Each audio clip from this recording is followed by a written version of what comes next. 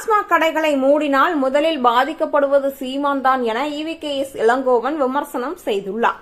கள்ளக்குறிச்சி மாவட்டத்தில் விஷ சாராயம் அருந்தி 66 பேர் உயிரிழந்த சம்பவம் நாட்டையே உலுக்கியது.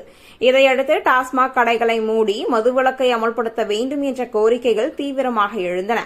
ஆனால் முழு மதுவிலக்கை அமல்படுத்த வேண்டிய சூழல் தற்பொழுது எழவில்லை என அரசு தெரிவித்தது. மதுவிலக்கை அமல்படுத்த வேண்டும் என நேற்று மது மற்றும் போதை ஒழிப்பு மாநாட்டை திருமாவளவன் நடத்தினார். அதேபோல மதுவிலக்கு கொண்டுவர வேண்டும் என சீமானும் குரல் கொடுத்து வருகிறார். இந்த நிலையில் ஈரோட்டில் செய்தியாளர்களிடம் பேசிய காங்கிரஸ் மூத்த தலைவர் EVKS இளங்கோவன், தமிழகத்தில் டாஸ்மாக் மதுக்கடைகளை மூடினால் பாதிக்கப்படும் பெயர்களில் முதலில் சீமான் பெயர்தான் இருக்கும் என அவர் தெரிவித்துள்ளார். அவர் பாதிக்கப்பட்டு விடக்கூடாது என்ற அக்கறையில் தான் மூடவில்லை என்றும், அத்துடன் மதுவிலக்கு என்பதை ஒரு மாநிலத்தில் மட்டும் அமல்படுத்திவிட முடியாது, நாடு முழுக்கவும் அமல்படுத்த முடியாது.